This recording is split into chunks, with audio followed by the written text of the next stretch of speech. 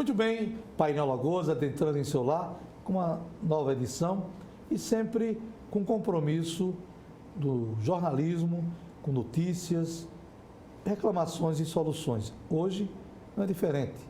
Ele é administrador de empresa, foi o diretor superintendente da antiga Coab, né, que é Carpe hoje, e da CEPAL, né? Ele é um administrador nato, né? Organizou toda a situação e vai falar também sobre o Complexo Benito Bentes com a questão da Carpe, né? Mutuários. E também vereador eleito, né? Vai falar de uma eleição totalmente louca, né?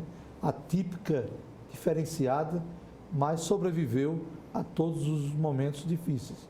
Teve Covid, ele e seu pai, eita Deus, é muita coisa, mas toda dificuldade vem o êxito, vem a satisfação. Painel Alagoas aqui na TV Mar, canal 525 da NET. Fernando Holanda, conhecido Fefa. Pô, de onde vem esse Fefa? Primeiramente, agradecer o convite, pastor Luiz Hamilton, a todos os seus telespectadores da TV Mar, do Painel Alagoas, e dizer que é uma satisfação estar aqui, prestando conta das minhas atuações por onde passei e também do comprometimento com os eleitores que conseguiu eleger a gente, os 6.343 amigos que confiaram no FEFA, confiaram no Fernando Holanda e que a gente tem uma responsabilidade e um comprometimento com vocês. A músicazinha como é? O FEFA não tem pareia, não. Não tem pareia, não. Muito bem. O FEFA, na verdade, pastor, é um apelido que veio da época de colégio, né? Na época de colégio, e isso perdurou até hoje. Então, meus amigos de infância me conhecem como FEFA. Outros como Fernando. Outros como Fernando. Meus amigos da igreja, que eu faço parte também dos movimentos, me conhecem como FEFA. E por conta disso, a gente tentou unificar. Você tem quantas gerações aí? Eu não quero descobrir a sua idade, mas aí tem umas 3 gerações aí, tem umas né? 3 gerações. Não chega a 4 não, né? Não, completei a quarta agora. Estou começando a 4ª geração agora. Eu tenho 40 anos de Mas idade. agora vai ser conhecido como vereador, né? É a outra geração. Mas interessante que você é filho do então deputado, ex-deputado estadual, né? Antônio Holanda, né? Médico, isso, né? E muito amigo da minha mãe, né? Trabalharam lá no IPAM, exatamente, né? Antigo Instituto IPAM. Eu acho que a prefeitura perdeu muito com a extinção do IPAM. Mas vamos lá. Carpe, mas antes da Carpe foi CEPAL primeiro? Primeiro foi CEPAL. E antes da CEPAL ainda teve o PAN Salgadinho, que eu passei uma época lá como diretor administrativo do PAN. Vamos lá, CEPAL. CEPAL, o que significa CEPAL? CEPAL é a imprensa oficial hoje, mas na época a CEPAL, quando foi criada, ela foi criada para além de cuidar do diário, ela cuidava também do centro de convenções, porque ela foi criada para ser uma empresa de parceria privada do Estado. Sim. E na época a gente conseguia administrar tanto o centro de convenções quanto a parte da imprensa oficial. Eu fui diretor administrativo e financeiro de lá durante 2 anos. E conseguimos... Período? Foi quando iniciou o processo do diário sair do impresso para o digital. Então foi no momento que a gente estava lá que começou esse processo de transformação, de não ter mais o diário impresso e passou a ser totalmente digital e pela sua página do Diário Oficial. Virtual, né? Virtual. Aí do CEPAL, aí veio Carpe. Aí depois da CEPAL, há 5 anos atrás, eu ingressei como diretor-presidente da Carpe. Vamos agora falar de um assunto delicado, né? Muitas pessoas se aproveitaram jogando medo lá no Complexo Benito Bentes. Isso. Você vai perder sua casa, você é um juro que impagável, e muitas pessoas começaram a vender a casa, outros entraram em depressão. Eu só com essa história toda, vamos começar esse programa. O senhor chegou em que ano? Eu cheguei na Carpe em julho de 2015. Quando eu cheguei lá, eu me deparei com essa situação realmente. Uma bomba, né? O pessoal, muitos sem conseguir dormir, preocupado com as ações de execuções que tinham na justiça, com medo de perder suas casas. E realmente eram juros exorbitantes. Mas a gente teve uma reunião, na época, com o corpo diretivo da Carpe. Nós participamos também com o governador Renan Filho e com o secretário da Fazenda. Quero aqui aproveitar o excelentíssimo governador Renan Filho e parabenizá-lo, né, pela sensibilidade com os mutuários, né? Exatamente. Os mutuários, né? E nisso aí a gente fez um projeto de redução dessas carga de juros e de mora. Com isso, possibilitou, pastor, que todo mundo que estava sem dormir, preocupado com os seus débitos, renegociasse e tivesse a possibilidade do sonho da sua escritura da casa própria. Foram mais de 8.000 renegociações.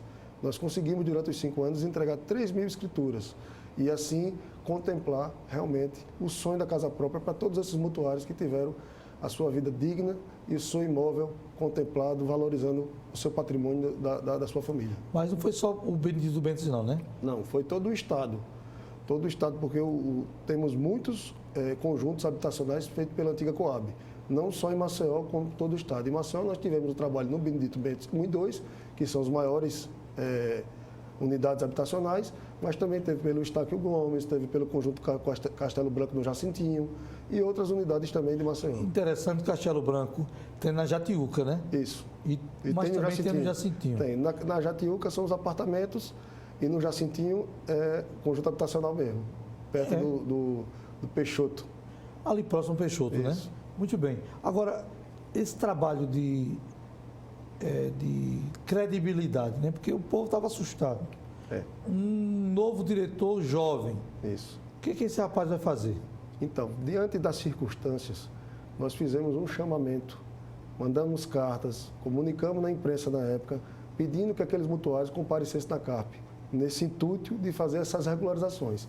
E o chamado foi atendido, como eu bem disse, foram mais de 8.000 renegociações, foram mais de 3.000 escrituras contempladas até o momento, mas todos os dias a gente consegue resolver diante das quitações. Mas todo mundo teve a possibilidade, pastor, de renegociar os seus débitos e ter o sonho da casa própria, com o trabalho que nós fizemos, atendendo todos os mutuários de um por um. Fiz questão, eu mesmo pessoalmente... No seu gabinete. Exatamente. Que isso não é fácil, né? Não.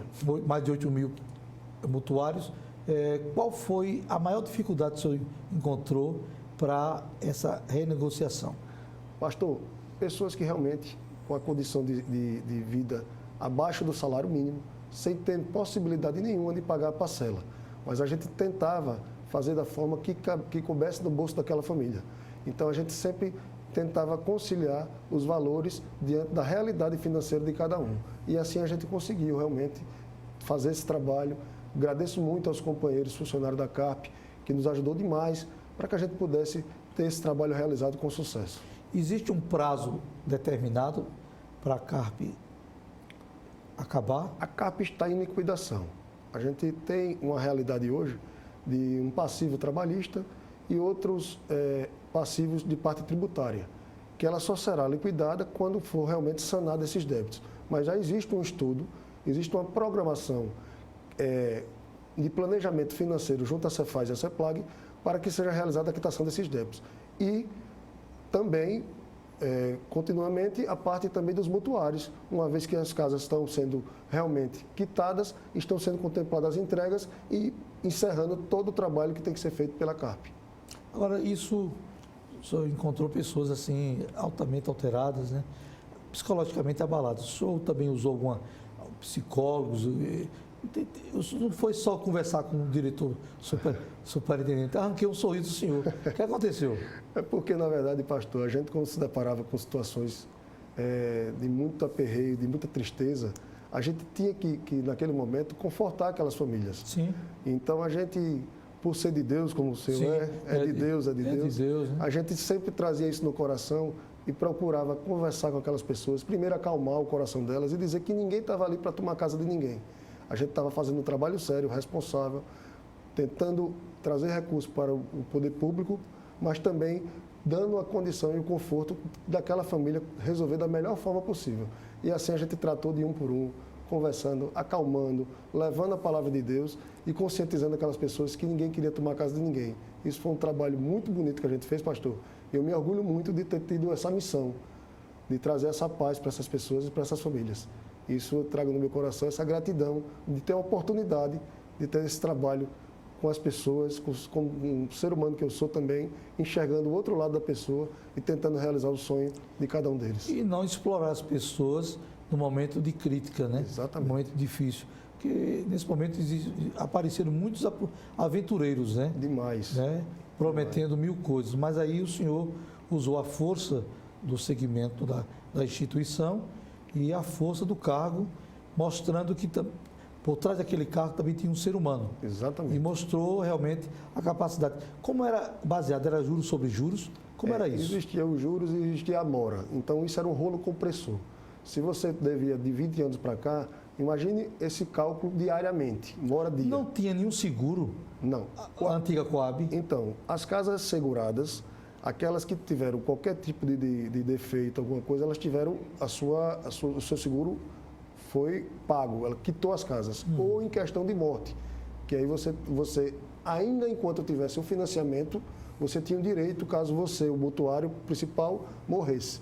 Daria cobertura de seguros. Fora isso, o seguro não cobre nenhum tipo de ressarcimento para a companhia. Então, por conta disso, o saldo que tinha lá, que tinha que ser cobrado, foi cobrado, mas dessa forma, com toda a retirada de juros, de mora, concedendo a possibilidade de quitação, porque isso era a receita que o Estado tinha a receber e a gente, como gestor público, não pode abrir mão. E isso é importante, que o senhor usou o peso da balança, né? Isso. O senhor foi justo, por um lado, mas também tinha que ser justo para o Estado, né? Exatamente. O Estado também não poderia 100% perder, né? Mas ele tinha uma parcela de flexibilidade dentro desse contexto. Vamos lá. Passando essa situação, o senhor foi para o PAN? Salvadinho. Não, o PAN foi primeiro. O PAN foi em 2004 para 2005. Sim. Eu passei 1 ano e meio trabalhando lá, tive a experiência de ver a realidade da saúde de Maceió, o quanto que as pessoas dependem daquele aparelho público e o quanto que é importante, pastor, que inclusive eu coloquei até nas propostas de campanha, a descentralização do PAN. Porque hoje, toda Maceió depende daquele produto para ter os seus exames especializados e as consultas especializadas. Nós temos postos de saúde e atenção básica, sim, mas completo, como é o PAN, só tem o PAN. Então, a nossa ideia é descentralizar, colocando um tipo de um PAN Salgadinho no Benedito Bentes e o outro na parte alta do tabuleiro, aquela região que atende ao Estaque, Santo Dumont, aquela parte ali, porque a gente consegue, dessa forma, atender a toda a localidade e tirar o sufoco que é daqueles pacientes na parte de deslocamento.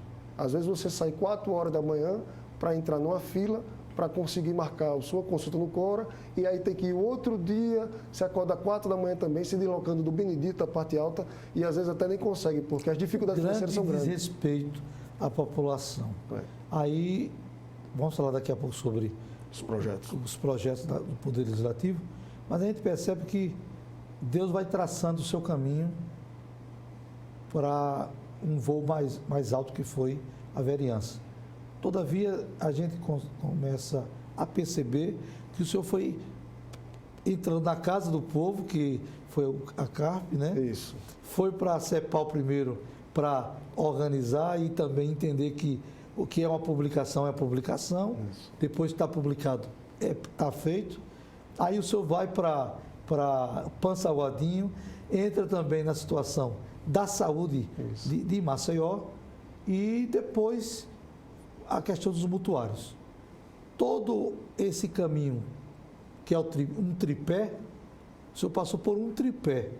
E o poder público é um tripé: saúde, segurança e educação. A sua educação já vem de princípios familiares. Somou todo esse conhecimento para o senhor ser lançado, aí sim, daqui a pouco vamos falar, o senhor não derrubou ninguém, o senhor esperou o próprio tempo.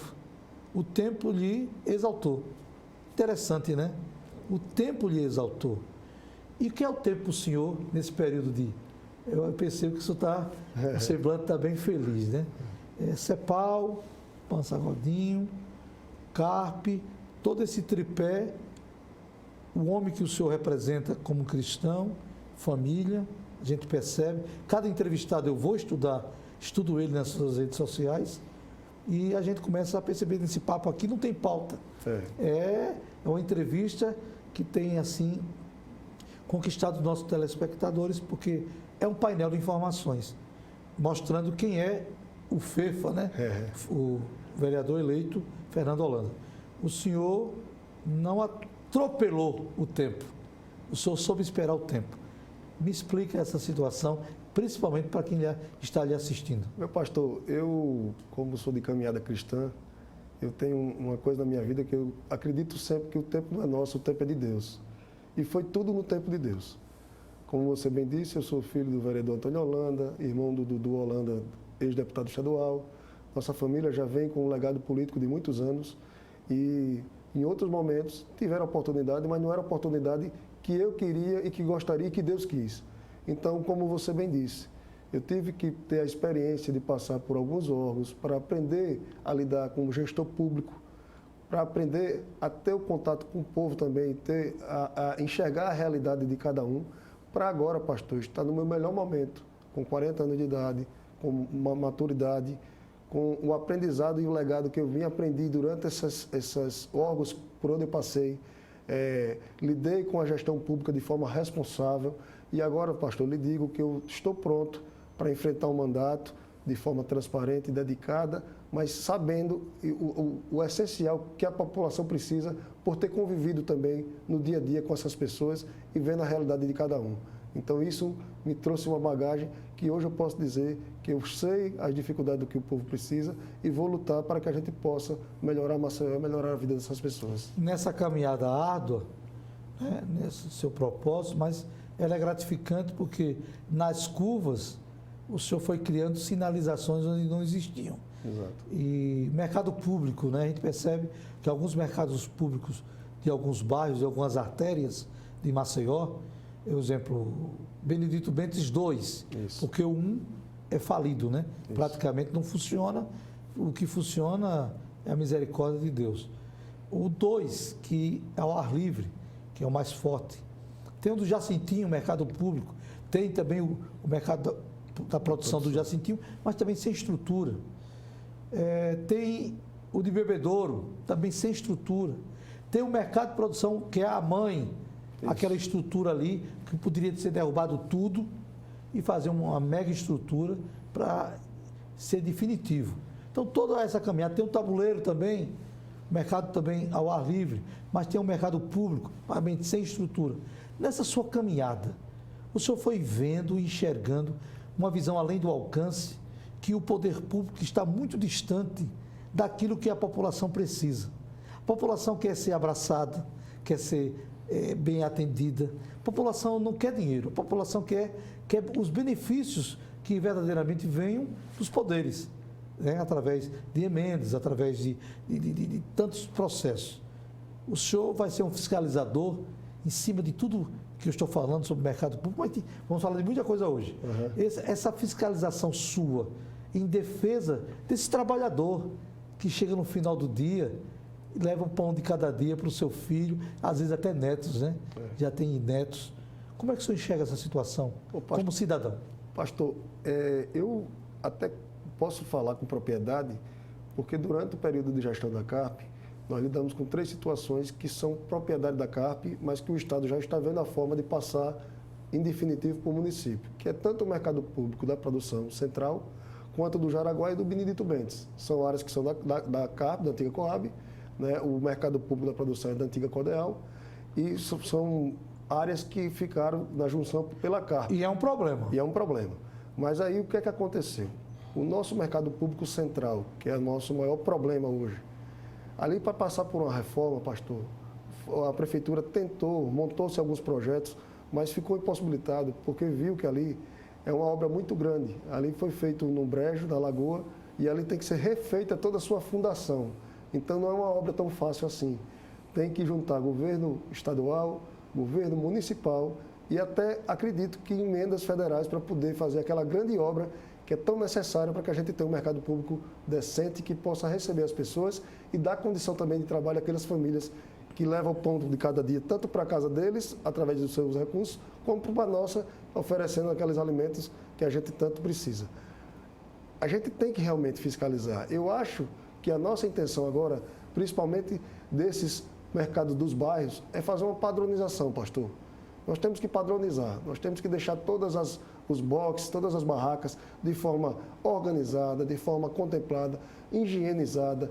Os seus funcionários também todos de padrão, fardados, uma coisa bonita que possa receber, que possa atrair a todos os moradores que consomem e que oferta também o seu dinheiro, o pão de cada dia para todos, tanto para a gente que consome, quanto para aqueles que trabalham, e a gente tem que padronizar, e eu vou lutar para que a gente possa, a partir de janeiro, buscar uma melhor condição nesses mercados públicos.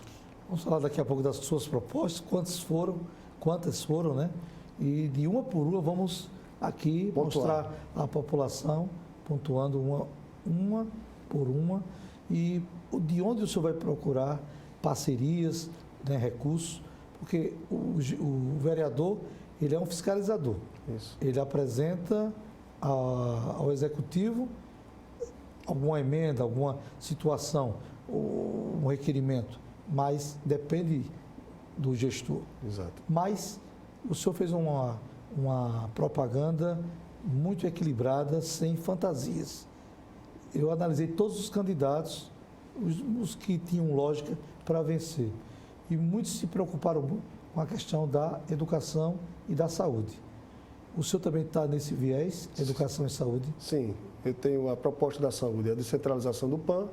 Da parte da educação, nós temos o APP Educa Maceió, que eu vou explicar daqui a pouco. Temos também o Faculdade para Todos, que também será explicado. Essa aí é interessante. Tem a regularização urbana e fundiária. Pela minha experiência, os 5 anos à frente da CARP, eu conheço bem e sei da importância de o ser humano ter o seu documento, sua casa própria. Nós vamos abordar também esse tema. E tem o Dog Feliz, que é em defesa da causa animal, para que possa ser feito o acolhimento e a adoção dos animais de rua. Vamos para o nosso intervalo e daqui a pouco, Painel Lagoas, com o vereador eleito, Fernando Holanda. Muita coisa, muitos projetos mesmo. E ele aqui muito equilibrado, mostrando essa avaliação. Quem faz é você.